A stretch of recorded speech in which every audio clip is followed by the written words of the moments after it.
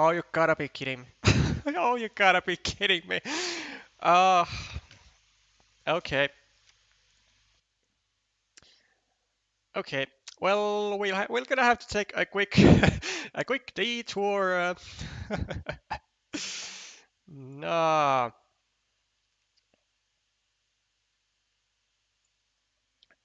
I understand. Okay, never mind. Well, recap then. Recap time. A lineup for today is on table one we have Tompa 99, uh, who is Tomislav Buhinicek versus Radohu. Table two we have Rastarot Selimir Shower versus Matej 11, so Matej Tabak, who has tremendous amounts of experience, especially from live Carcassonne. I think over a decade worth of experience, I think. Then on table three, we have Lilian 510, Leonora Jutronic Tomic versus Carpenter 45, Pucha 44, Filip Puhinicek versus Speed 951. And on table 5, Robert 1121. So Robert Tomic versus VP Bunny. And well, I did show you the classifications, but let's go through them one more time. So the thing is that both Croatia and Slovakia only have one win, so neither of those countries can proceed to the playoff stage. So today's result will not have any any importance really to the group stage results, but it will be well. Today's match is really played only for fame and glory and for practice. um, so there's that. RCP, Chile, and Hungary will be sharing the playoff spots between each other. RCP definitely gonna be in the playoffs. Chile and Hungary maybe not 100% sure because of the tiebreakers, as only four best third places will get to the playoffs.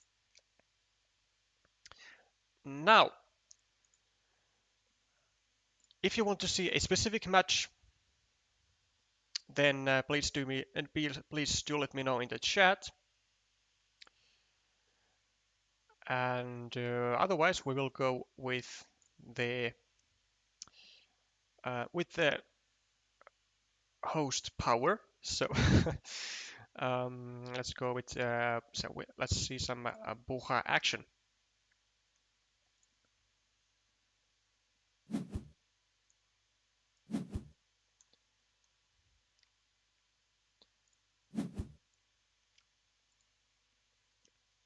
Also, shout out to everyone who notified me from having a muted mic, especially Wise Mace, as your PGA message was probably the savior of the whole stream.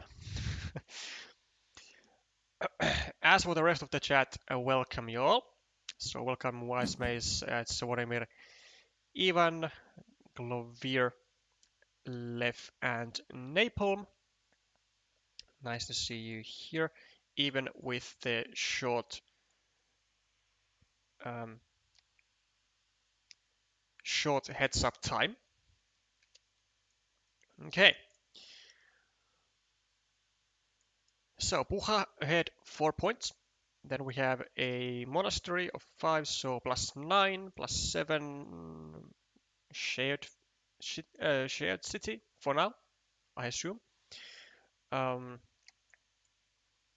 +10, +13, 15, 12, 6.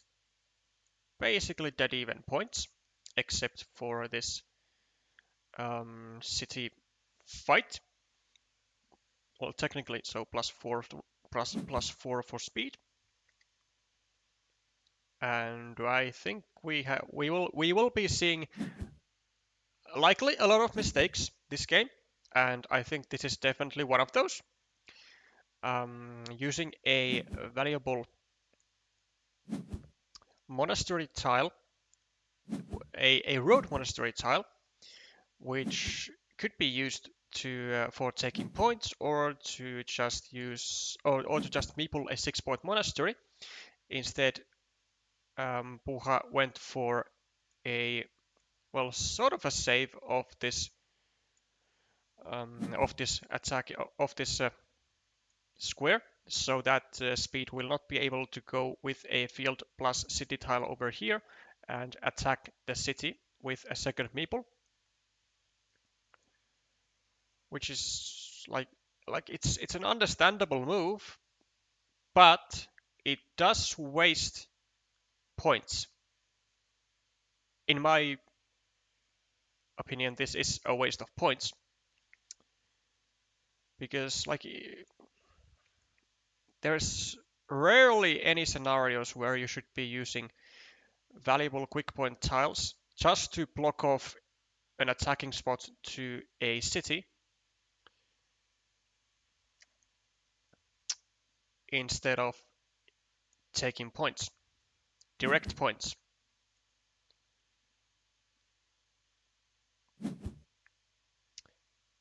Also, this city as well as the monastery are both blocked, so that does serve in the interest of Puha. Also gets the meeple back.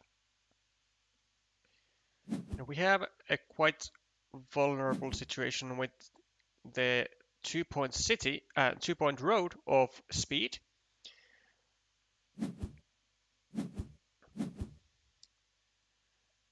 Which is not going to be very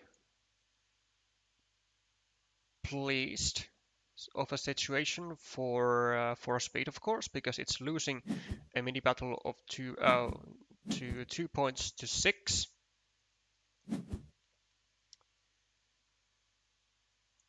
Does get a crossroad, does get a road meeple back and starts a city. But unfortunately, speed also gets a crossroad and makes a fantastic move. Takes 3 points, indirectly finishes his road and harasses the city of Puja. And I absolutely love it because it is a multi-purpose move, and exactly multi-purpose moves are the ones that win you the games, achieving many things in one move.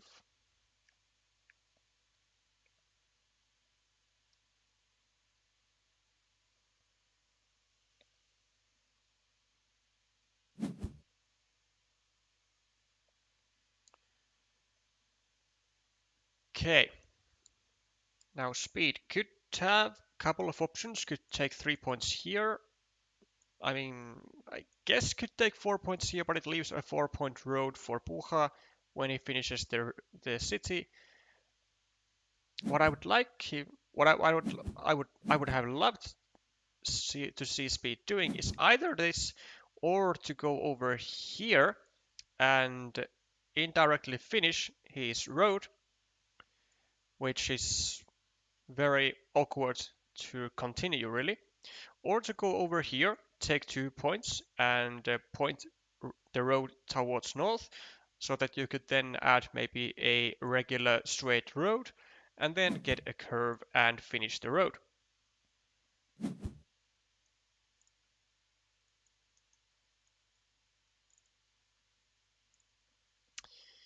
But Speed decides to go for the immediate 4 points, which, I mean, it could end up in his favor. I mean, it is plus 1 point, but the downside is, like I said, that it leaves a 4-point road up for grabs for Puja, and there are still 2 daggers with the left-hand side curve that go here.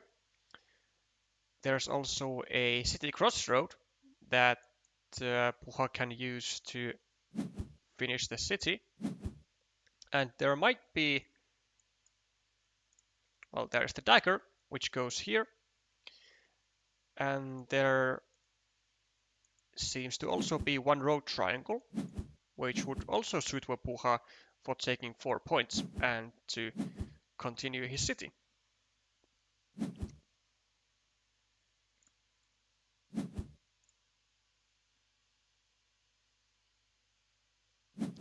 Matej participated in World Championships from 2009 onwards and won bronze 4 times. He came in 4th a few times as well, but never reached the final games. Okay, well, those are some excruciating facts for Matej. And well, at least I remembered that it was at least a decade worth of experience. It was actually more almost 15 years of experience of participating in the live tournaments. Even though, you know, I don't think he has been the only representative of Slovakia in the live championships, in the live world championships. But still, I would assume that he has taken part in the Slovakian national championships. I mean, I assume every year, so he does have a considerable amount of live experience. Okay, Pucha seems to have an idea going. He is using city caps to try and finish the city with the quad city in it, which I'm not sure will work in his favor, as it is quite easy to block, it seems. Though there is one Starinthal still remaining, and I think 2 vanillas to go here, so he does have tiles, but I still don't really like his idea of trying to finish the city. I think this city should have just been left untouched and maybe just used to create a ruin with extenders and triple cities and triangles. I mean, given his ambition, I mean, he might honestly go here for 2 points, but I would not recommend it. I would go rather over here, take 4 points, or over here, take 4 points. Although it really depends on the point situation. So he is +3. Sorry, -3. So now +1. +2, +3. We have an equal field. +9. +7. 5, 6, 7, 8, 9, 10, 11, 12, 19, 11, 8. Okay, so Puha is +2 according to my calculation. And he is threatening to finish the quad city.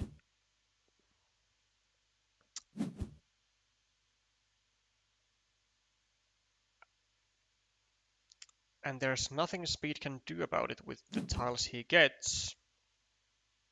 But he will be able to finish his city. Maybe he's gonna feel inclined. Actually, he's gonna feel inclined to do lots of things. I mean, this, but to me it seems that, I mean, this could have been the most needed. Although he would have had to use his final meeple, which is not too ideal. Does get the connection onto the field, which he is now leading 2-1. It's a 12-point field, so it is worthwhile to do. Whoa. I mean, this is sort of an understandable move because there is an easy field connection which Puha can use to place any city tile here and then place a farmer. So maybe Speed is thinking like, okay, if Puha drops a farmer, then at least Speed is gonna benefit the 4 points or whatever points this city will end up at. But given that this needs now a city cap to be finished, and there was already a city cap available, and Puha needed a city cap to finish this one also, I don't think it was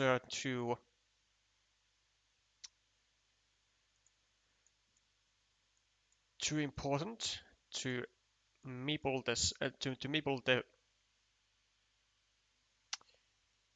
city. And by too important, I mean that I mean like it was a total mistake.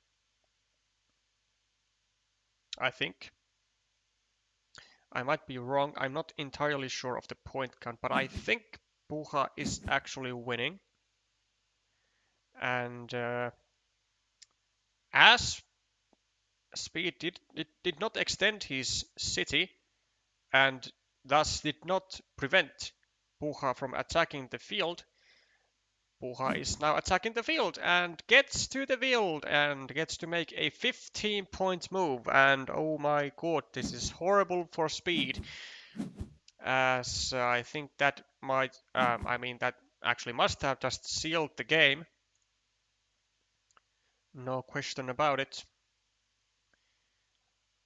I mean, these 6 points that Speed took were, I mean, they were like okay for the meeple that he had, but he should have taken them later. Because he could have taken them later as well, because there was no tile, it seems, that fits here. So Puha was never able to extend his field from 3 points to 6, and then Speed could have like first went here, extend his city, and then take the 6 points on his next move.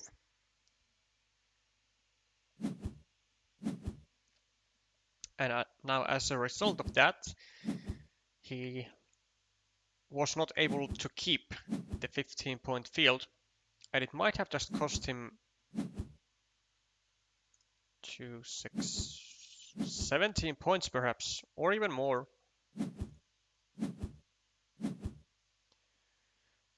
Which seems to be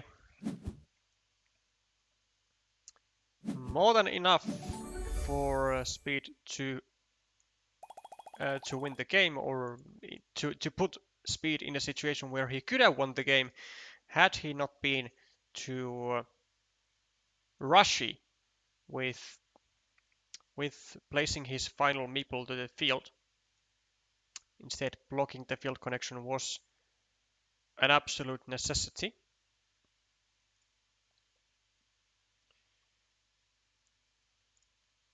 But he has made his decisions, and as a result of those decisions,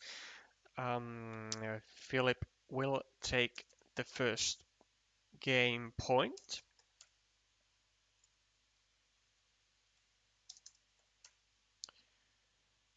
As for the other games, let's see where we are at. If we could see the log, and unfortunately we can't. Okay. Let's see if we can see any logs. Okay.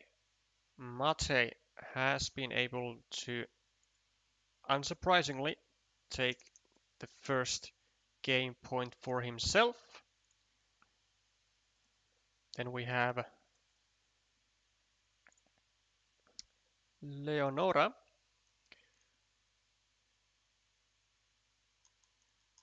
who is still playing with 15 tiles remaining.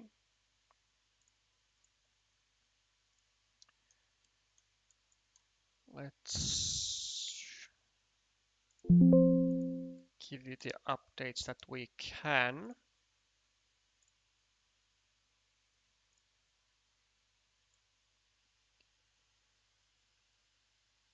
Okay, Tomba Radohu. Let us take a look at Tomba Radohu then.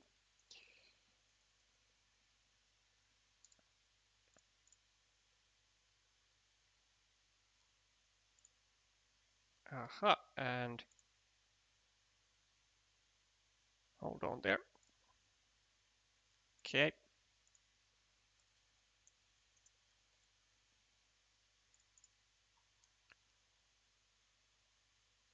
Okay, so Radohu is taking a game point for Slovakia. And seems like they are having a bit of a break.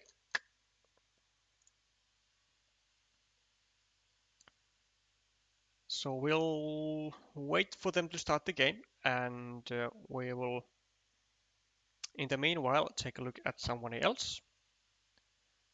After Matej's fourth place in 2017, he didn't appear at the Worlds again, but there was no player from Slovakia present in years since then.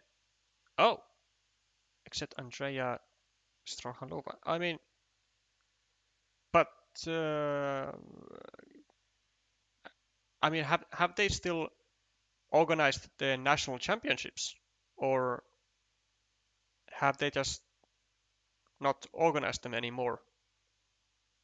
Or what? Why does Slovakia not have had a representative in the Worlds since 2019 and also missing 2018? What's the thing?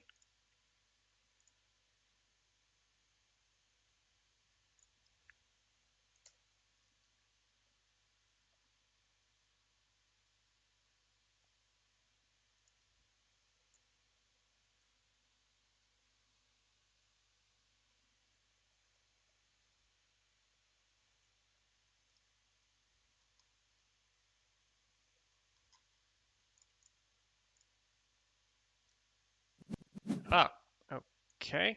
Um, so Robert and Vivi seem to be playing in a friendly mode, which is weird and should not be the case because now there is no time limit, which means that that neither player can lose on time.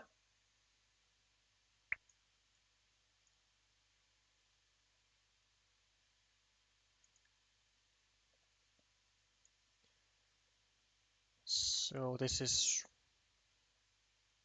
I'm not sure if this is a strategy or if this something else.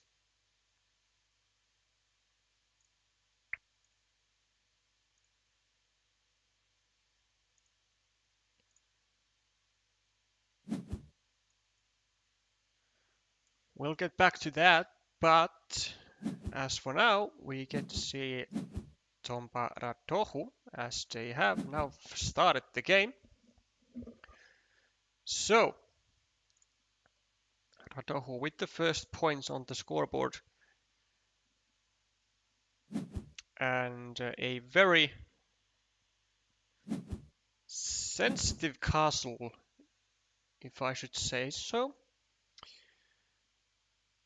Might be so that maybe Tompa is gonna block it from this side and then get a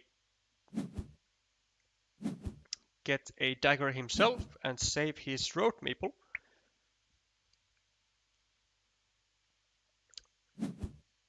But that is a maybe. It certainly seems like there is possibility, but Radohu does get a great tile actually to save his city. Also gets 2 points and harasses the city of Tompa.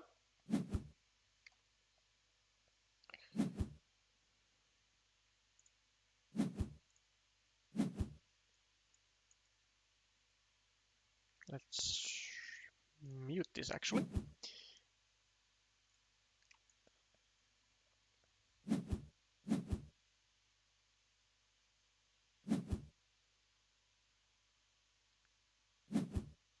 That's a question Matei might be able to answer. Yeah, well, I will have to ask him about it then, because now I'm very intrigued to know what is actually going on with the Slovakian championships. Okay, Radohu invests another meeple to attack a rather lucrative city and gets a wonderful tile, gets a triple city straight away, and is now only one triangle away, which there are still 5 remaining in the deck, as well as a divider to finish a 5, 6, 7, 8, 9, 10, a 20 or a 22 point city.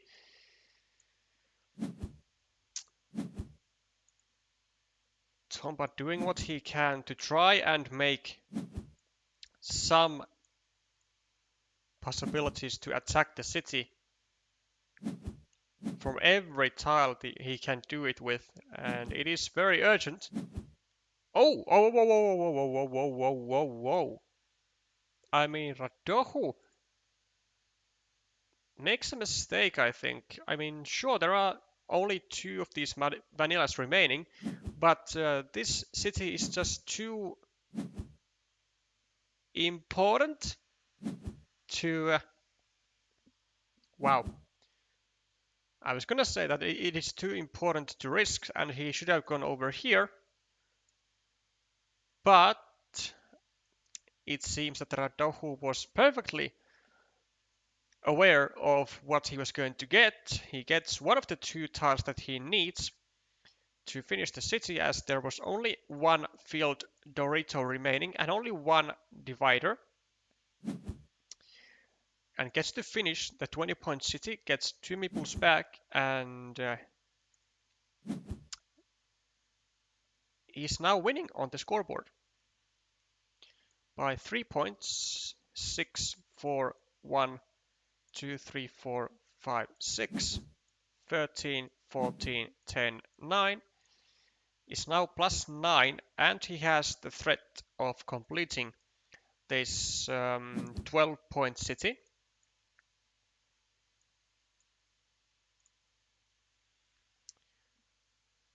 And I'm also not sure exactly what Radohu is doing. Well, I guess there's a merit to this move. Like, Tompa could have possibly gone over, maybe over here and add another meeple to attack the city with, then hope for a triple city, and then close the city down, then counteract the points that Radohu got from this 20-point city. But with this triple city move, it is now no longer possible, as this square would be immediately able to be restricted to the quad city, which is no longer in game. So this does play at least somewhat well into Radohu's bag. But it does open up a possibility for Tompa to maybe create a ruin later on via the left, maybe grab the final remaining Dorito, then maybe a triple city, and maybe block this square, maybe be up in a mini battle. But given that he has another city of his own in the middle of being constructed, I don't think that's going to be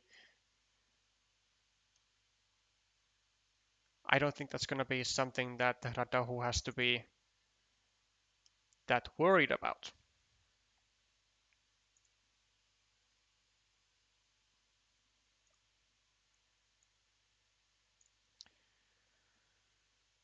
Tomba, I think,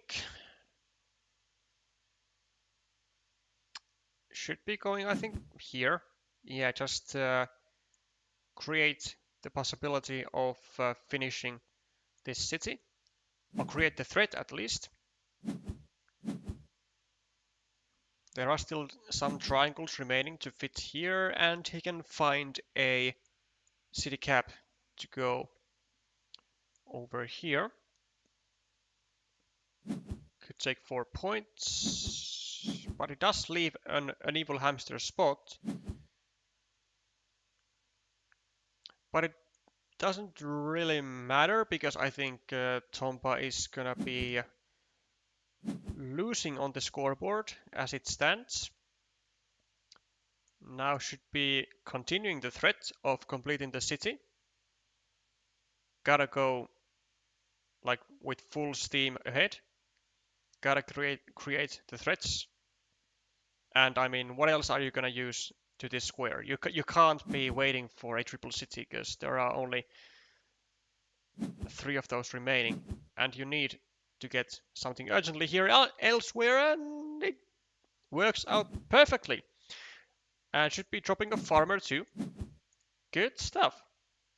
Okay, so with just a couple of triangles, Tompa has now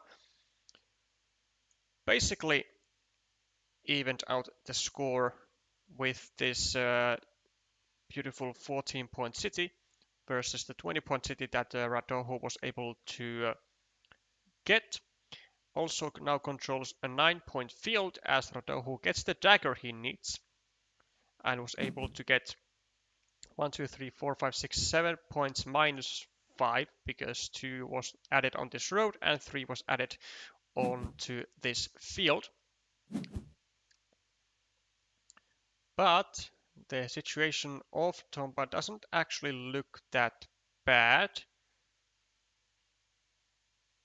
Emphasis on that. It's still... Actually, is it bad?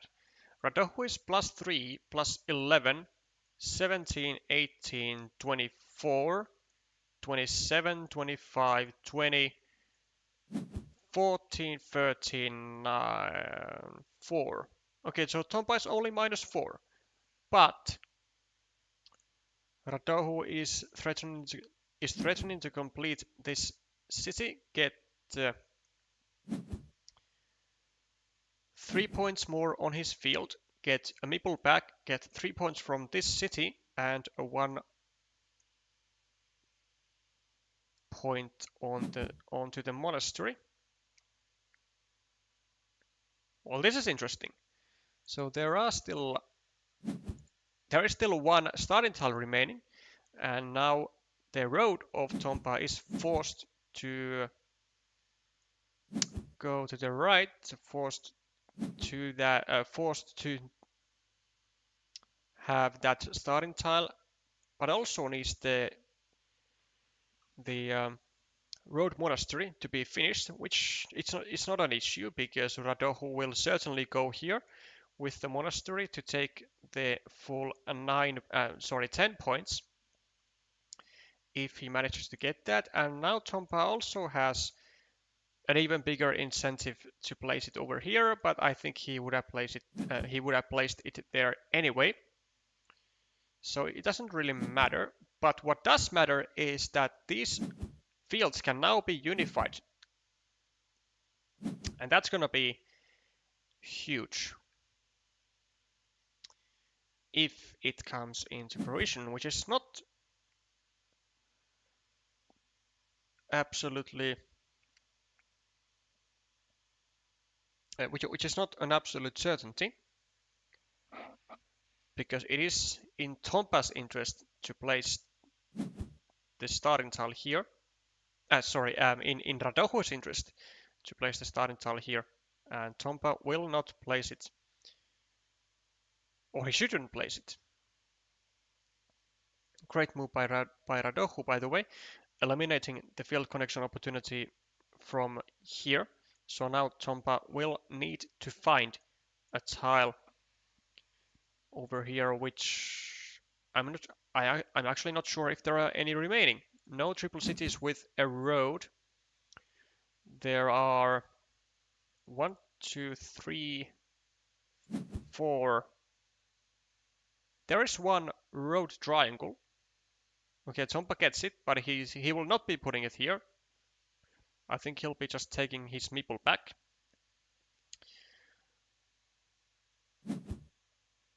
Yeah, there's still a 1 road triangle and maybe daggers.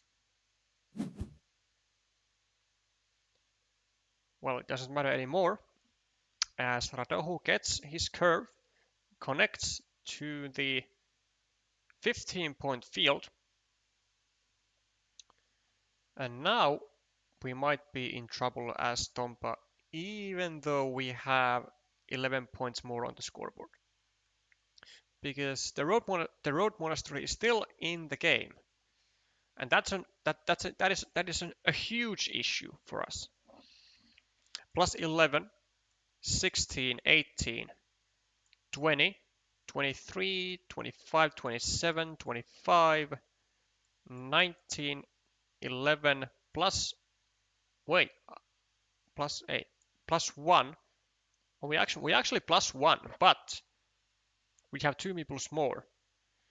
Okay, so the key tile is gonna be the road monastery, which is gonna be worth 10 points for Radohu and 8 points for Tomislav.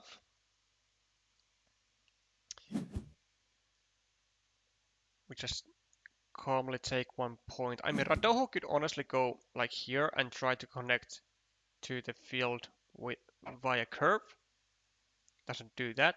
3, 4, 5, 6, 7. There is still 1 crossroad remaining. How many curves? 1, 2, 3, 4, 5, 6, 7, 8, 9, 10, 11, 12, 13, 14, 15. I mean, still 5 curves. I mean, somebody could take just 5 points. That's perfectly fine. But also this and going with a meeple and going with a farmer would be just perfectly like fantastic. Yes, go for it. Yes.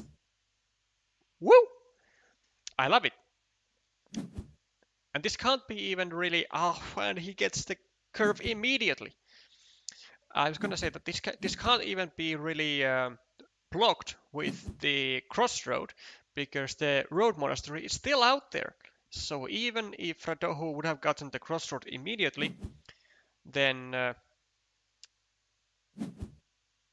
Tomislav would still have the road monastery to connect to the field, and he gets the road monastery and gets to get 8 points, which is lovely, lovely stuff. Or maybe he just doesn't feel like giving a meeple back to Radohu. Maybe he feels like going, I don't know, over here for 5 points. Maybe over here for 4 points, but to protect the field invasion square. But there are 2 of them, so it doesn't really matter. Yeah, actually, I honestly think... but there are... Wait, Radohu only has 3 tiles remaining. Well then, yeah, in that case, just take the 8 points. Because Radohu will have no chance to get 2 meeples on this field. Like, no chance. With 3 tiles.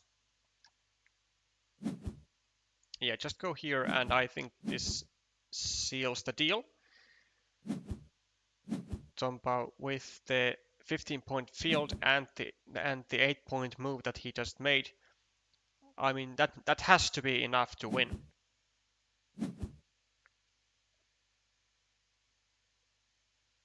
Now we can just...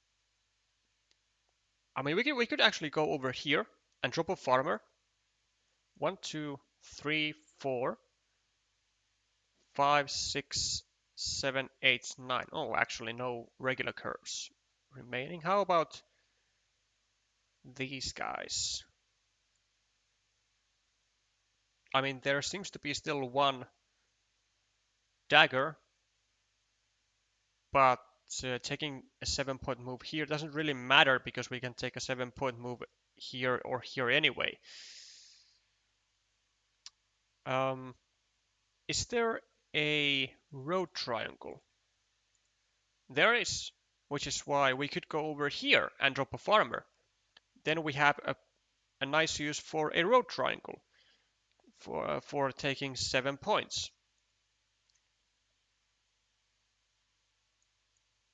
And like we want to use a meeple on this turn because there are at least 2 quick point tiles that we can use. There's going to be the road triangle, which we can get either the 7 points here or 5 points here, and then there is at least one city cap, being the dagger. Wonderful, wonderful stuff. Tomba finds what I think is the best move. I think at least with a quick assessment of the situation, I think this is the best move. With very deep analysis, I mean, maybe there is something better, but might be very, very difficult to find.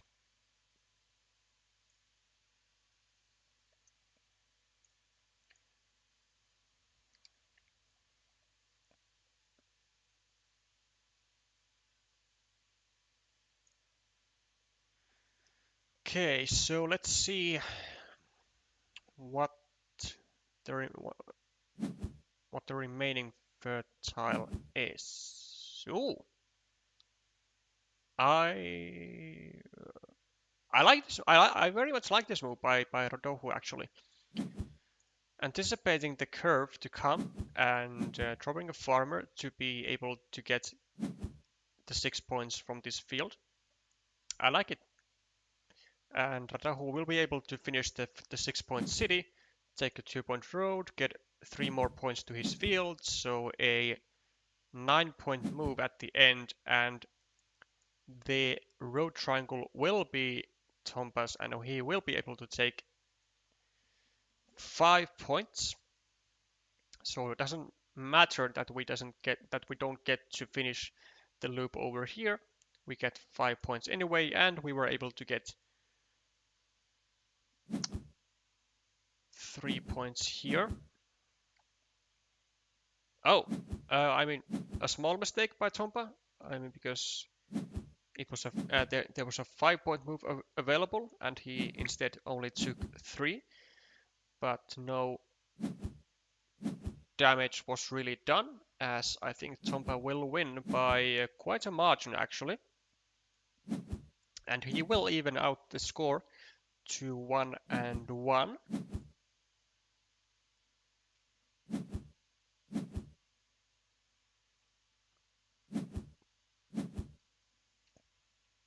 Yeah, he does win over by over 20 points. So great stuff.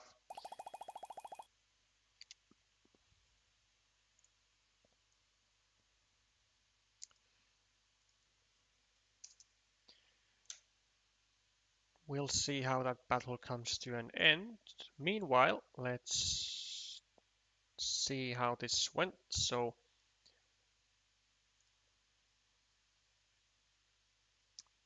yeah, Vivi also mentioning that it should not be in friendly mode. Correctly so.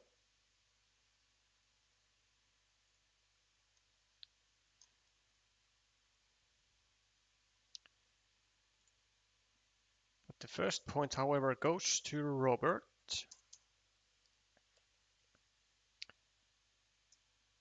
And then let's see what the situation in other tables is. So how's Puha doing? Puha seems to be done with the games, and correctly so. He has been able to take a 2-0 win out of speed and therefore gets the first match point for Croatia.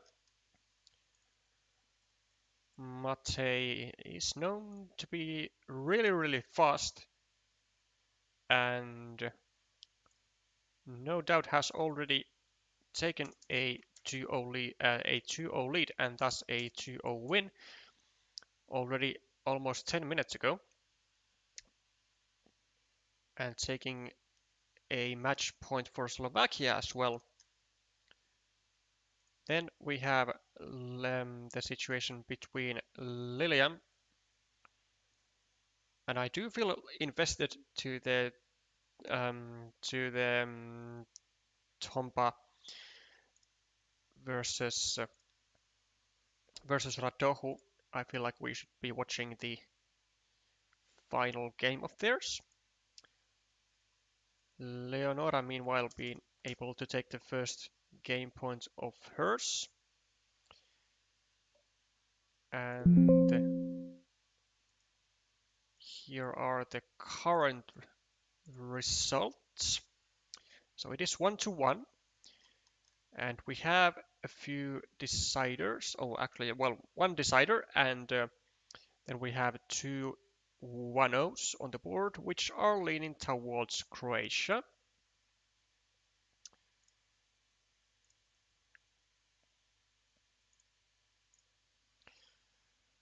So let's see how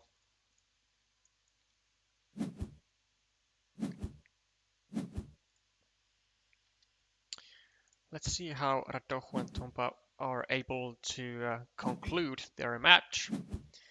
There's a lot of action going on with the city. It's a very, very vulnerable square. There's a possibility for Tompa to block this square, cut Radojo out, and then have a 2-1 advantage on the ruin, which would be just a fabulous, fabulous start.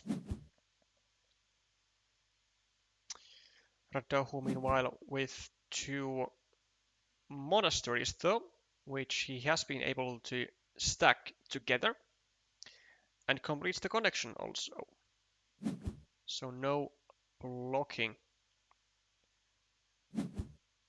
Tompa ignores the 2 points, which I can agree with actually, because it's really plus minus 0, as it gives 2 points to the monasteries also, instead creates an attacking or a harassing spot towards this city, and uses it to his advantage straight away by taking 2 points, blocking this city, and harassing Radojo's 1-point city also. Unperturbed, Radojo takes 2 points and gets a fantastic. Oh, not there! Oh, come on, no. I mean, this is the one and only tile. The one and only tile that you want to put here to get your meeple back. Oh my god. I mean, it's not great. Even though there are 7 tiles still remaining here, this is super, super risky. Like, you are placing 3 of your meeples under threat of getting trapped to the same square, and you just used your final meeple for that purpose. Like, this tile is an essential an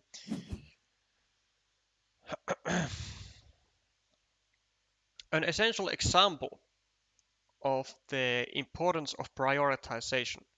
So Radojo needed almost exactly the similar types of tiles to go over here and to over here to prolong or to advance or to have any progress with his currently ongoing features.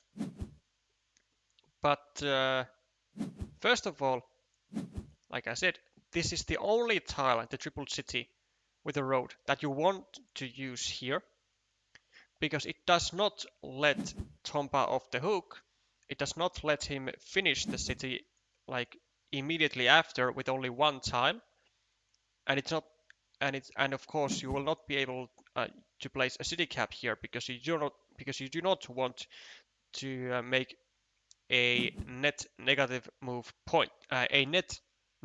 point move, which it would be if you complete Tompa's city. A drastic mistake, which I definitely would not like to see to be done anytime soon again. And unfortunately for Radohu, he will not be able to take full advantage of this situation now because he has no meeples. So Radohu will not be able to meeple this 3-point road whenever he gets a road Dorito, and thus will not be able to have meeple advantage on this rather long road of what's gonna be 11 points. Instead, he now only has one singular tile. I think actually no, 0 tiles except for these road Doritos to get people's back. I know he has one divider, but I mean, come on, like the guy has 6 tiles, a divider, and 5 road triangles to get a meeple back, and that's so bad. Which is why you want to be extra careful when you use your final meeple. When you know that you don't have much tiles to get meeples back. Okay, well he does finally get meeples back, but is it too late? Because Tompa is already at 28 points on the scoreboard. He is now leading by 17 and should be meeple in this field, I think, because whenever Radohu places the straight road here, it's gonna create at least a 9-point field. So if Tompa, oh my god, instead makes a rather horrible move. Actually, I mean, well, it does have like some idea to it, because it prevents the divider from being placed over here to get to score Radohu 8 points from his city. But just meepling this incoming 9-point field beforehand is, I think, more important. Possibly, 12 points if this were to be finished. But yeah, perhaps it doesn't matter if Radohu keeps making mistakes, because yet again he makes a mistake and he does not. Maybe he just miscounted. I hope he just miscounted. I hope he knows the amount of daggers that are in this game. I mean, he should be knowing them with the rating of over 600, but uses a valuable road end to try and save the city, but it is no longer savable because there are no tiles that go here. And I don't think he took the 3 points from this road with that move. I think there were Tompa's points later on.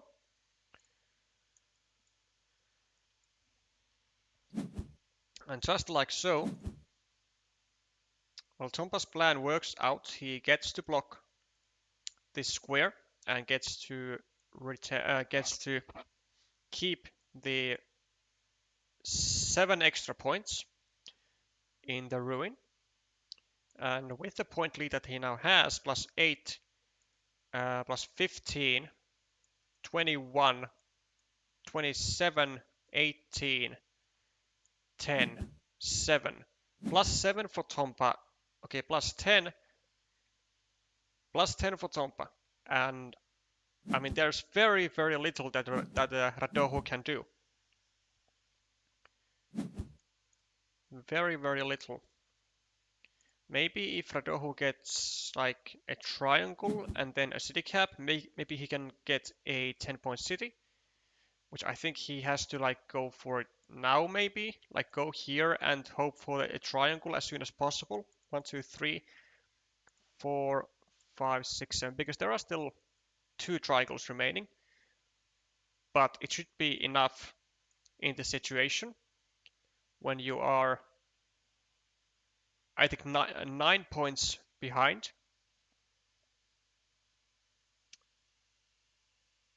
Or 1, 2, 3, 4. Oh, there's a better move. I think Radohu should go over here and drop a farmer, then hope to get a straight road immediately and get to this field. But he doesn't do that. Instead, he just uses the tube divider for nothing, essentially. He's still not doing it. He's gonna get a straight road very, very, very soon. Like he has to be getting a straight road very, very soon, right? Well, now he goes for this, but it doesn't work anymore because Tompa can just block immediately, and he gets the straight road.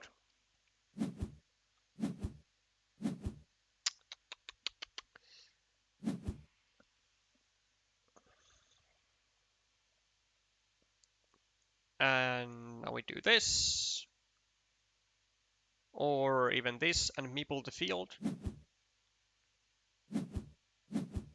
Yeah, I think Radohu, I mean, he eventually found the attempt to try and go for the city, but it was too late. And he failed to see a possibility. Wait, I mean, okay, well, looks like it was still completable, so definitely a mistake on Tompa's part to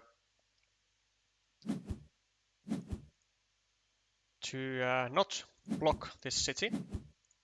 But I don't think this is going to be enough for Radohu anyways, because Tompa is now controlling a 15-point field.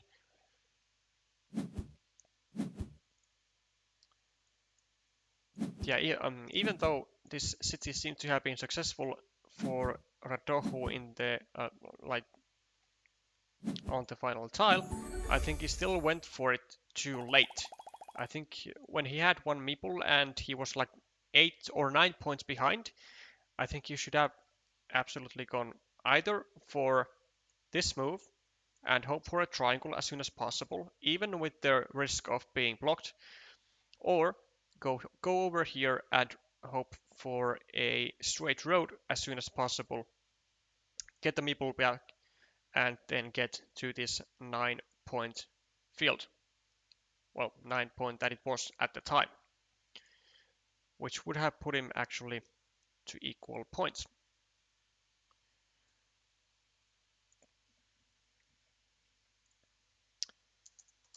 So Tompa is able to get his his duel win, and gets a second point for Croatia. Now let us see how Lilium and Robert are doing.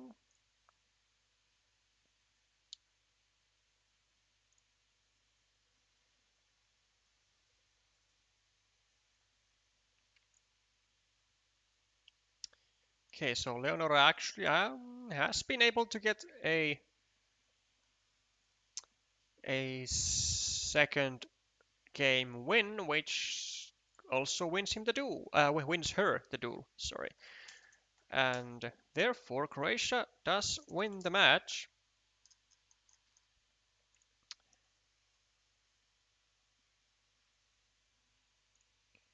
And how about Robert? Also able to get a win.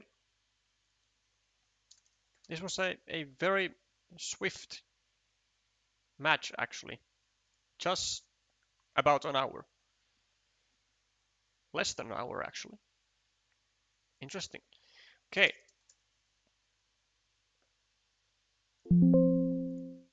With only one decider match that we saw.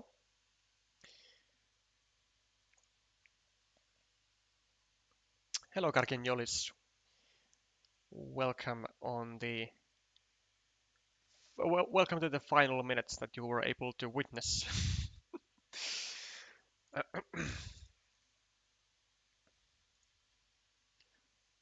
With that, you can now see the final score. It is 4-1 in favor of Croatia. I think Matej is the captain, right?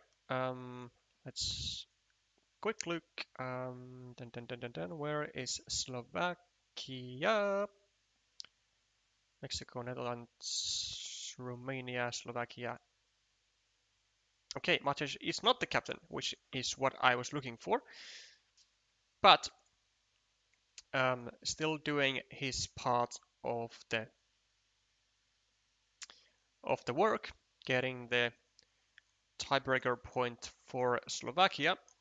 Unfortunately, those tiebreaker points will not be enough anymore, as Slovakia will end their World Team Carcassonne Online Championships tournament on their own path with 5 matches, 1 win, dual wins of 7, and 2 losses of 18.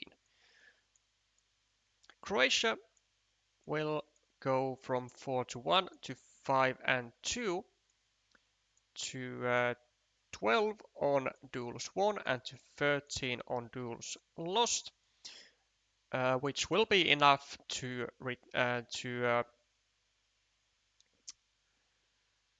retain the 4th place, if it is any consolidation for Team Croatia. Guatemala will be okay. So we actually have the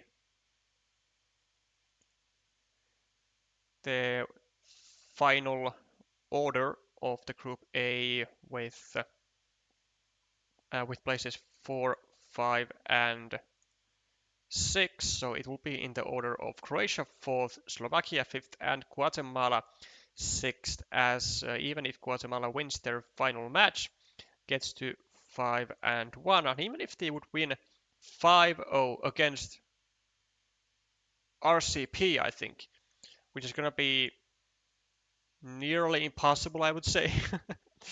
um, they would be at max in 7 dual wins and 18 dual losses, so the same as Slovakia, but I think Slovakia, the only win actually Slovakia's only win must have been from Guatemala. So, and it wouldn't even matter because, wait, would it?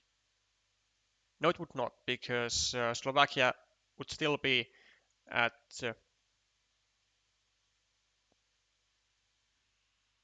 better tiebreakers with the games won, right? Let's see. So they have now lost um, 38, sorry, and won 23, versus Guatemala can get to 22 and 38. So yes, Guatemala will be the jumbo placement of the Group A. 5th place belongs to Slovakia, 4th Croatia, and places 1, 2, and 3 will be seen later this week, as RCP, Chile, and Hungary are still going to be fighting for the placements. Certainly, none of these countries wants to be on the 3rd place, as they might not qualify for the playoffs due to tiebreaker rules. But I think all of them have quite a little to worry about, actually, since it is looking like their tiebreakers are quite decent with 3 match wins each. At least 3 match wins.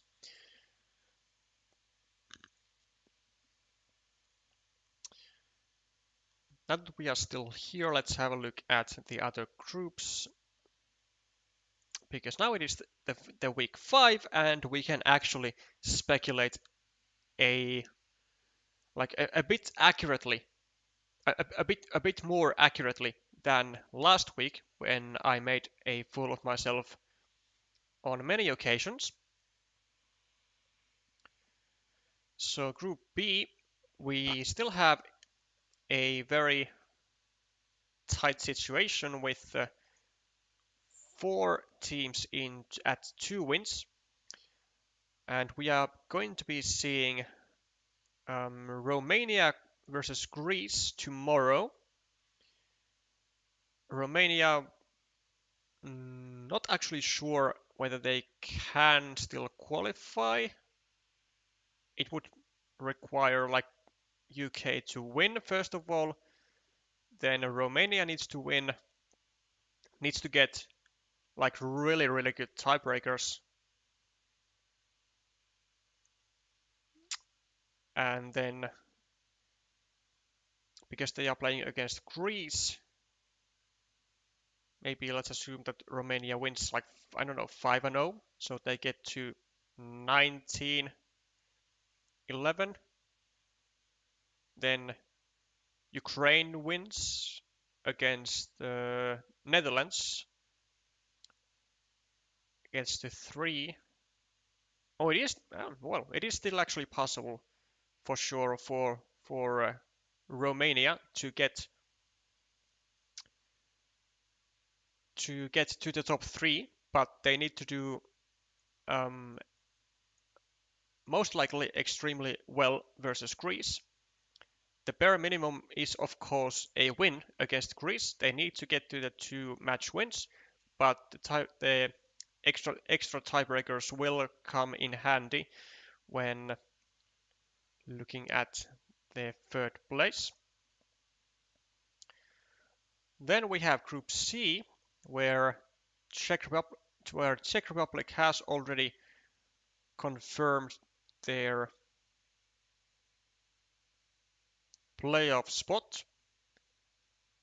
There is no way that they are going to be below 3rd place, and 4 match wins will absolutely be enough for the tiebreakers even on 3rd place.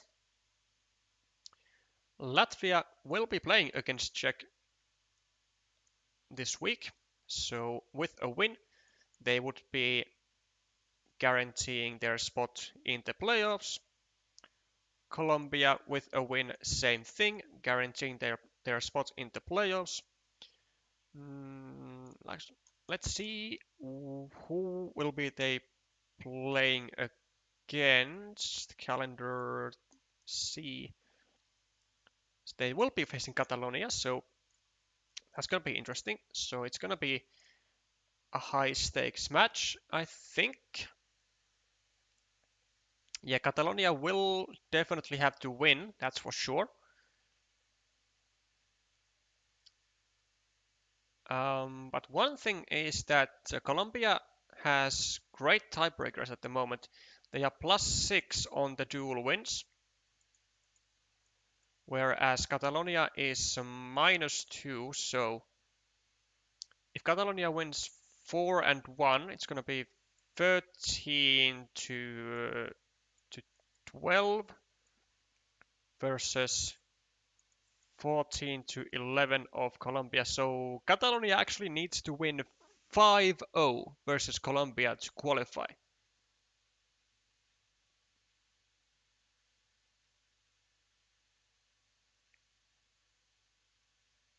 Yeah, because even if Latvia doesn't win, even if Latvia loses like 0-5, they're going to be at 14-11, which is going to be the same as Catalonia is capable of with a 5-0 win. So Latvia is...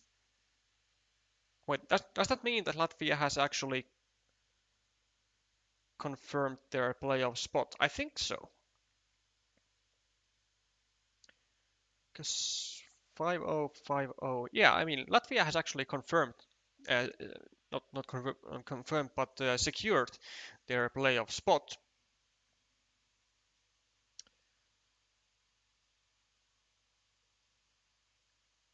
I am having hard time believing that 3 match wins would not be enough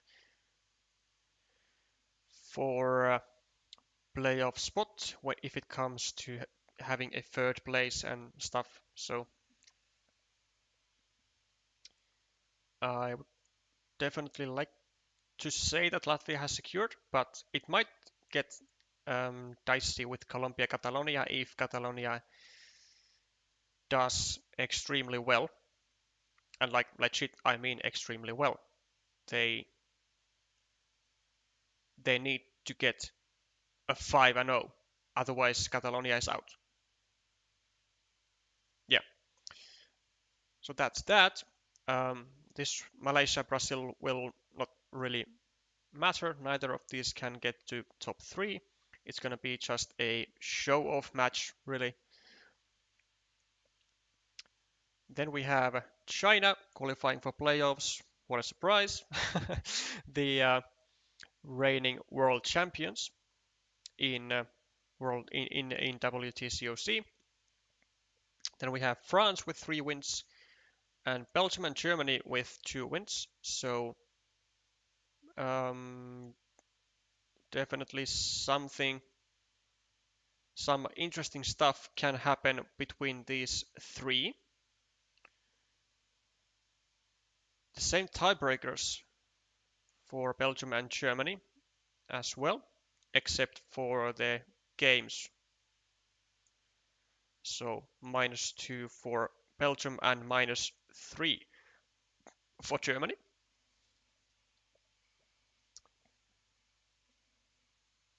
Um, and if I remember correctly, it's actually going to be Belgium versus Germany in this week. Let's check that.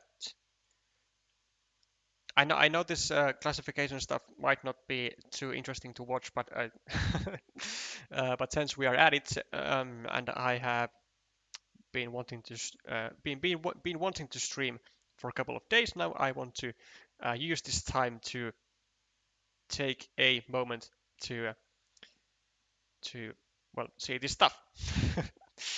So calendar group D. Ah, calendar group D. Yes, Belgium, Germany. So, which therefore means that uh, France, with 3 match wins, has probably guaranteed their playoff spot. I mean, they could potentially drop to third place, depending on if either Belgium or Germany manages to absolutely crush the other and get like huge tiebreaker points to 14-11. And then if France loses, then probably gonna drop to third spot, but 3 match wins should be enough for playoff spots, I think. And then gonna be a show-off match between Vietnam, Peru. I think it's Vietnam, Peru.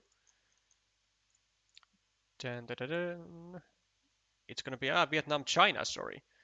And then it's gonna be, well, I would like to take this moment and wish good luck for Vietnam against the reigning world champions, as China has not lost a single match this season, and Vietnam, one of the newcomer teams, I don't think their caliber is quite as good as China's, to be quite frank. So I think they are gonna take an L, and I would be willing to bet on that.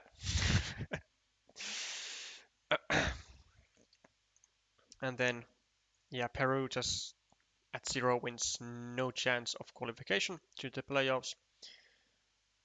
Then we have Group E, where Finland no chance of getting to the playoffs. It's going to be just another show-off match for Finland, but it will be actually important for Hong Kong as they are still fighting for the third spot versus Tunisia and possibly versus Portugal.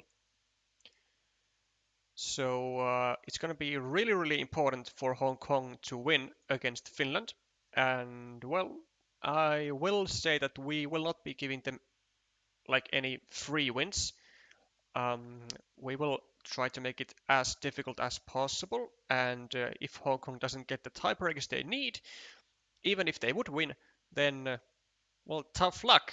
Maybe well, that just means that Finland is still able to, like, from the shadows, just destroy the dreams of Hong Kong. um, it's a possibility. I'm not saying it's going to happen, but it's a possibility.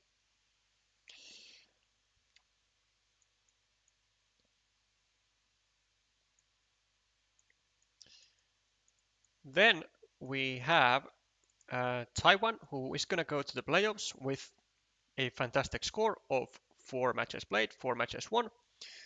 Portugal, um, who are they going to be playing against?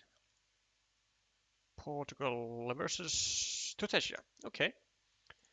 That will be a very important matchup, actually, as both teams are fighting for the playoff spot. And the winner will, let's see, 13-12 versus 14-11.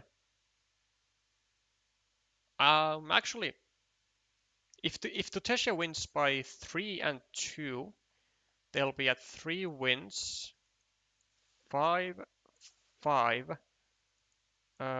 14-11 versus 13-12, which is not going to be enough if Hong Kong wins, maybe. Or yeah, if Tunisia wins 3-2, then it might not be enough. If they win 4-1, then 14-11 versus 13-12, but it's still one and minus. No, wait, +1 versus +3. So, okay, if Tunisia wins 4-1 against Portugal, I think they have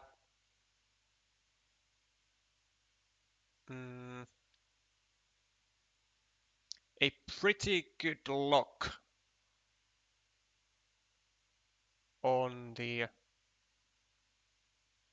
Actually, not just a pretty good lock, they will have a guaranteed playoff spot if they win 4-1 or 5-0 against Portugal.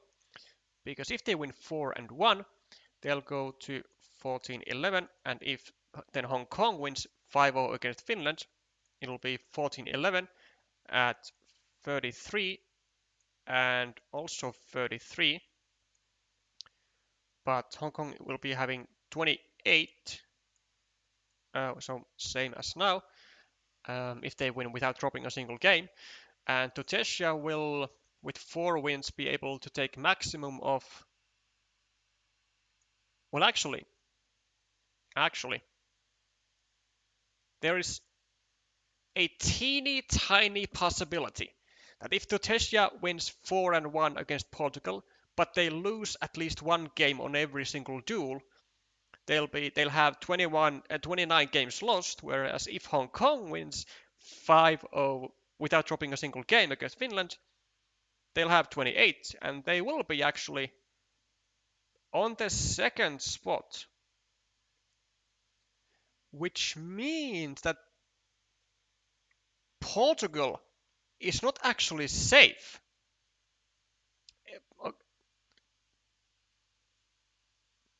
It's true. Portugal is not actually safe.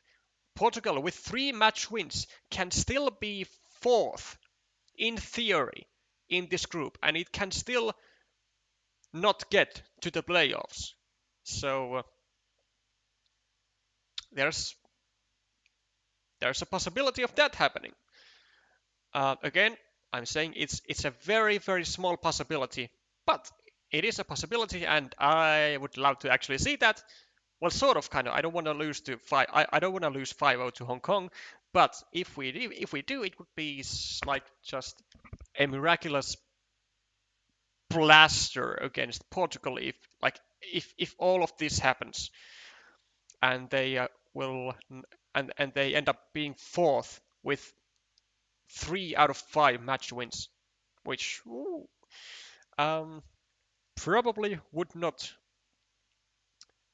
be very happy, or yeah, probably the Portuguese players wouldn't be too happy about seeing a fourth place. So then, then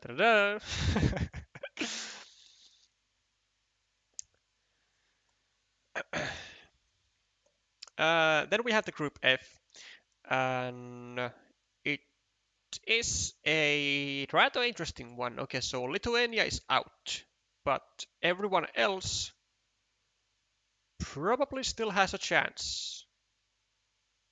Actually, everyone else will have a chance to get to the playoffs. So it will be a minimum of 3.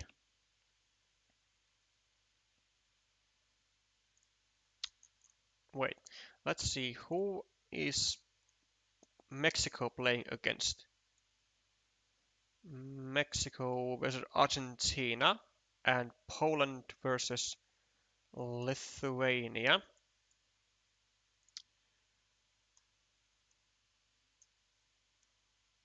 Huh, weird. Okay, so Mexico versus Argentina, which means Japan and Spain is going to happen, which again means that yeah, it's going to be at least 3 match wins required to get the third spot. So one or the other, Spain or Japan, will be out of the competition after this week. Then okay, let's think outside the box. If Poland loses against Lithuania and if Mexico loses against Argentina, Argentina will have 3 wins. 3 wins for Poland, 3 wins for Mexico. Then let's say like 3 wins for Japan. For okay, well, let's mark that off as for Japan if they win against Spain. Then Spain will be out, Lithuania will be out. Then we come to the tiebreakers. So if Mexico, if Argentina is now at +0 with the dual wins, then +2 for Mexico. Let's like do very dramatic 5 O's, so 15 and then 14, which will mean that it's going to be -3 and +5. Then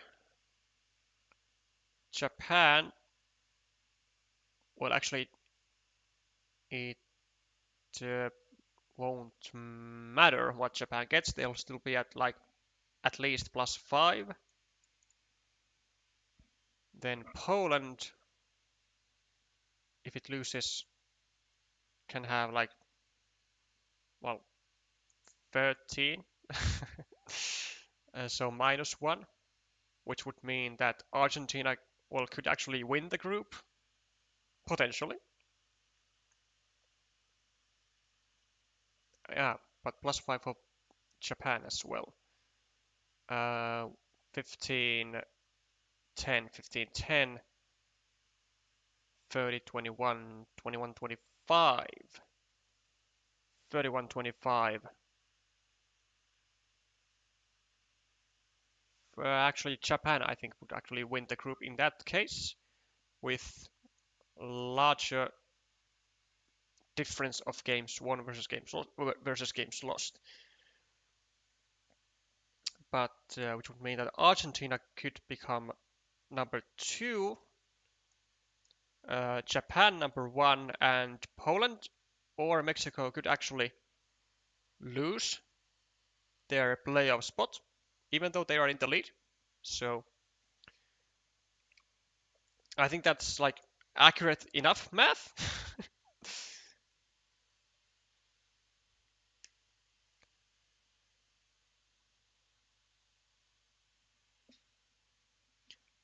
Ah, I see, Clovier, you have reached the the uh, spot where I was talking about Portugal, probably that you guys have a possibility to be out. Um, like again, it's not uh, it, it doesn't have like great chances of happening, but it's possible. So you do have like some sweating to do still, I guess.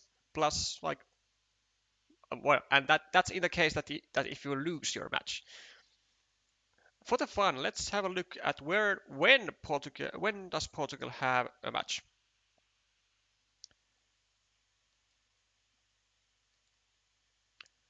Um, so Portugal will be facing Tunisia on 19th May at 18, and Finland will have the match before that, and and well, this doesn't really matter. Okay, so well, in that case, I think Hong Kong Finland should be uh, well, somewhat important to watch for Portuguese players. So there's that. Hard to imagine Poland lose against Lithuania. I agree, but I mean we are not talking about what's like likely to happen. We are talking about what could happen in in some universe, you know.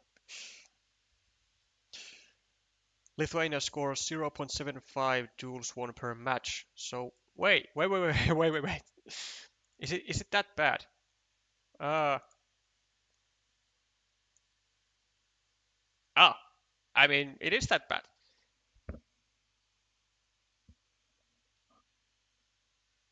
Okay. Well, which actually is quite surprising to me because, I mean, Lithuania does have decent players, great players even. I am very, very surprised that they have done so bad. Because I think they have quite a few experts, quite a few expert level players and masters too. I'm not sure if they have too many under expert level um, players, to be honest. Well, yeah, I'm very surprised how not so well Lithuania has done this season.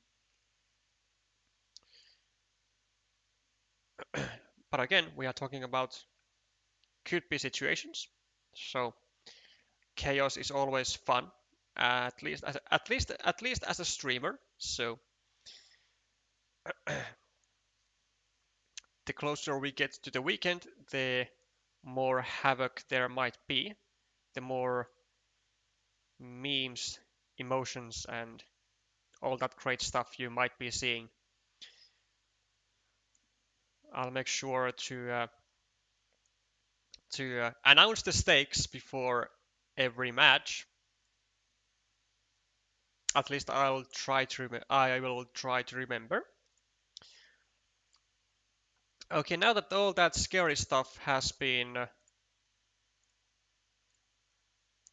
gotten of my system. Now we can call it a stream.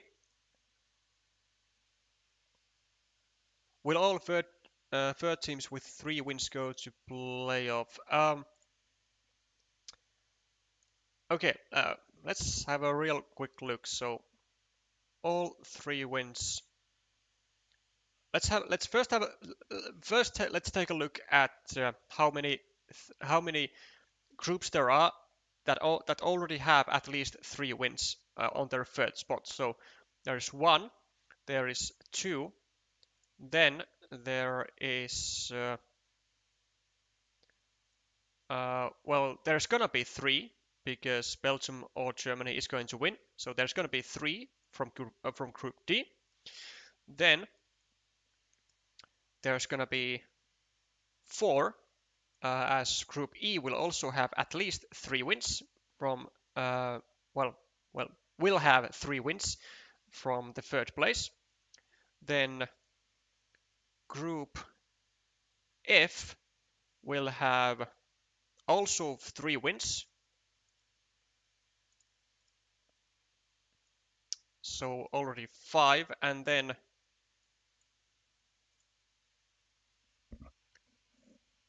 the only group where you might make it to top 2, well, to the playoffs. No, actually you can't make it to the playoffs with 2 wins. Because even if you would be placing third in Group B, so let's say UK wins, let's say like Ukraine wins for simplicity, then Romania wins versus Greece, 2 wins, 2 wins, 3 wins versus 2 wins, 2 wins.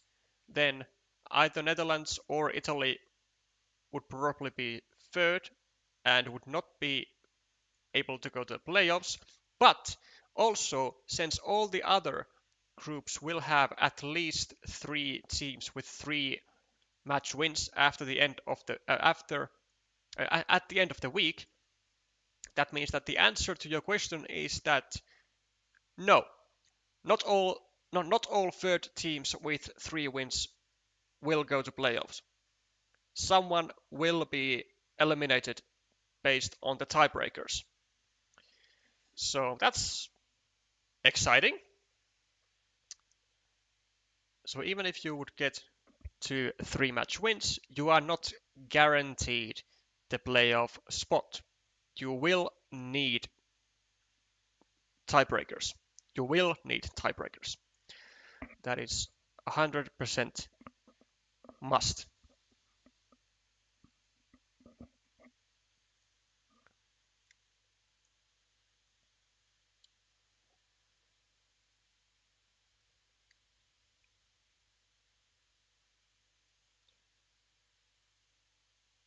And I mean, with 3 match wins, you will probably, I mean, do you have to have actually more dual wins than losses?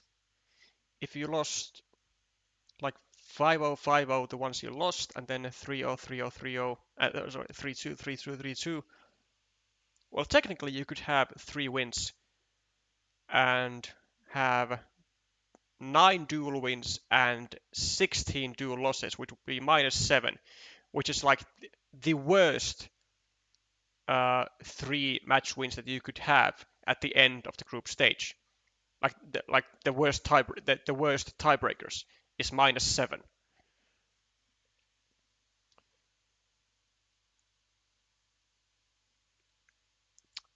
But since we don't have that, I am not sure what is the minimum tiebreaker that you have to have in order to get to the playoffs with 3 match wins. But I would, with by making a wild guess, I would say maybe like +1, maybe like +2. You would be looking at a fairly great position, I would say, as a third of your group. I think you would be fairly safe. Then with like +3, +4, +5, you are like, I think definitely gonna go to the playoffs. But if you are like at ±0, so you have like the equal number of duels lost versus duels won, which is it even possible actually? Math is hard. So 3 match wins, if you get like, I don't know, 5-0, 3-2, I mean, because you're playing 25 matches overall. I I don't think it's actually possible to have ±0 tiebreaker with 3 wins. I don't think it's possible.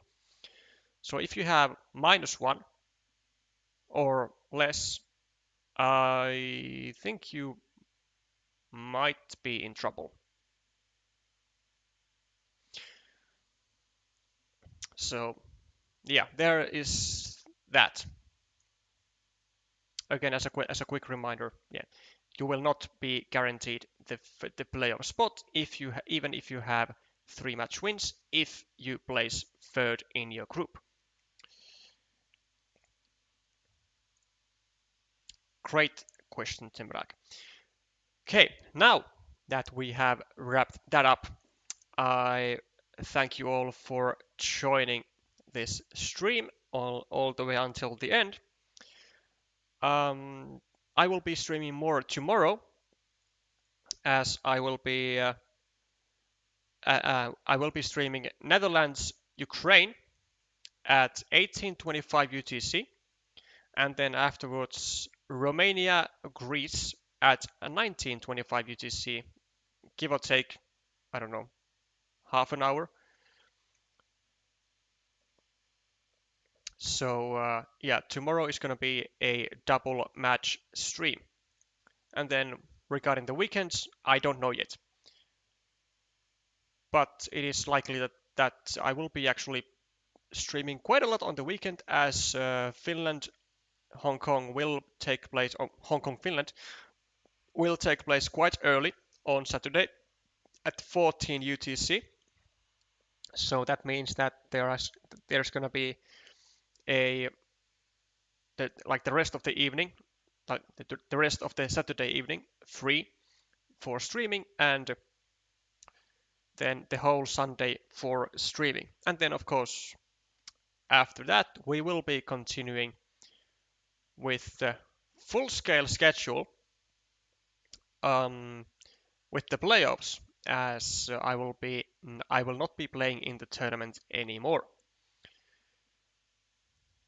Okay, now thank you all for joining the stream until the end. I will see you